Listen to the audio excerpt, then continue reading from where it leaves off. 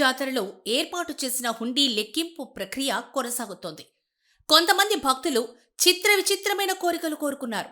అమ్మవార్లని వేడుకుంటూ హుండీలలో డబ్బులతో పాటు లేఖలను కూడా జారవిడిచారు. ఇంకొంతమందేమో కరెన్సీ నోట్లపైనే తమ కోరికలను రాశారు. ఈ లేఖ చూడండి.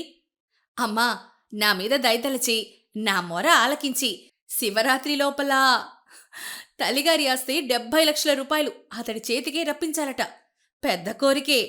మేమమ్మేసిన కోట గల్లీలోని ఇల్లు అత్తమావల మచ్చ పోషవ్వ పేరు నిలబెట్టాలి. అంటే తల్లి తండ్రుల పేరు నిలబెట్టకపోయినా పర్వాలేదన్నమాట. నన్ను చిన్నచూపు చూసేవాళ్ల ముంగిట తలెత్తుకొని బతికేటట్టు చేయి తల్లి. నా ఎత్తు బెల్లం పంచి పెడతాను, కోడి కోస్తాను, భారమంతా నీపైనే పెట్టాను తల్లి. నా కోరిక నెరవేర్చే బాధ్యత నీదే. తెలియక తప్పు చేస్తే క్షమించు. ఓకే, ఇంకో లేఖ. తాండ్ర సాత్విక్, సుప్రియ. గోత్రం, నక్షత్రం అన్నీ రాసేశాడు. కోరికేంటంటే సాత్విక్, సుప్రియ ఇద్దరూ సంతోషంగా ఆనందంగా ఉండాలి. ఇద్దరి వైపు కుటుంబాలు, తల్లిదండ్రులు కలవాలి. ఒక సెలబ్రేషన్ జరిగి అందరికీ చెప్పాలి. వాళ్ళు మా బాధను అర్థం చేసుకోవాలి. ఓ ప్రేమ జంట కోరికలా ఉంది. నెక్స్ట్, సమ్మక్క సార్లమ్మ తల్లి, నా కొడుకు బారి నుంచి నన్ను కాపాడండి. పాపం ఎంత ఇబ్బంది పెడుతున్నాడో కొడుకు. Bless me with sacred marriage and I should got married to nice person in 2026. మంచి వ్యక్తితో పెళ్లి జరగాలి. అది కూడా 2026లోనే జరగాలి. తదాస్తు.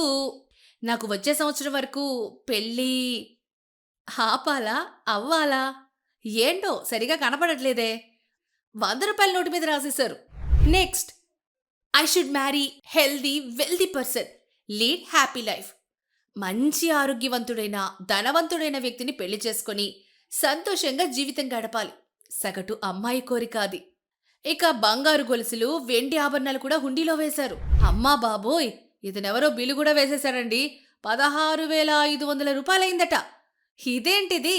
సమ్మక్క సారలమ్మ 21 రూపాయలు. అంటే ఈ కాగితమే 21 రూపాయలా లేక 21 రూపాయలు వేశారో మరి తెలీదు. డాలర్లు, విదేశీ కరెన్సీ కూడా అమ్మవార్లకు సమర్పించారు. కొందరు తమ ఉద్యోగాలు రెగ్యులరైజ్ అయ్యేలా దీవించాలని సమ్మక్క సారలమ్మ తల్లులను వేడుకున్నారు. మేడారం జాతరలో ఈసారి అత్యధికంగా 828 హుండీలు ఏర్పాటు చేశారు. సుమారు 2.5 కోట్ల మంది జాతరకొచ్చారని అంచనా. హన్మకొండలోని టీటీడీ కళ్యాణ మండపంలో హుండీల లెక్కింపు ప్రక్రియ ఫిబ్రవరి 5వ తేదీ నుంచి కొనసాగుతోంది. 500 మంది సిబ్బంది ఈ క్రతువులో పాల్గొన్నారు. సీసీ కెమెరాల నిఘాలో కట్టుదిట్టంగా లెక్కింపు కొనసాగుతోంది. ఎక్కడికక్కడ తనిఖీలు నిర్వహిస్తూ లెక్కింపు ప్రక్రియను నిర్వహిస్తున్నారు.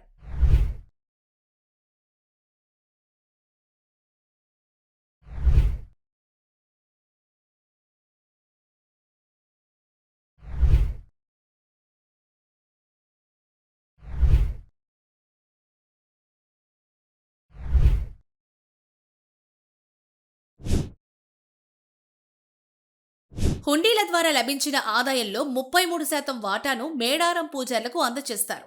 మేడారంలో ఇది ఆనవాయితీగా వస్తోంది. ఈసారి లెక్కింపు ప్రక్రియను వారం రోజుల్లోనే పూర్తి చేస్తామని అధికారులు చెప్తున్నారు. మొత్తం మీద కానుకల లెక్కింపులో బిజీగా ఉన్న సిబ్బందికి భక్తుల కోరికలు, ఈ లేఖలు కాస్త నవ్వును, వినోదాన్ని పంచుతున్నాయి. భక్తులకు వనదేవతలపై ఉన్న అచంచలమైన నమ్మకానికి ఈ లేఖలే నిదర్శనం.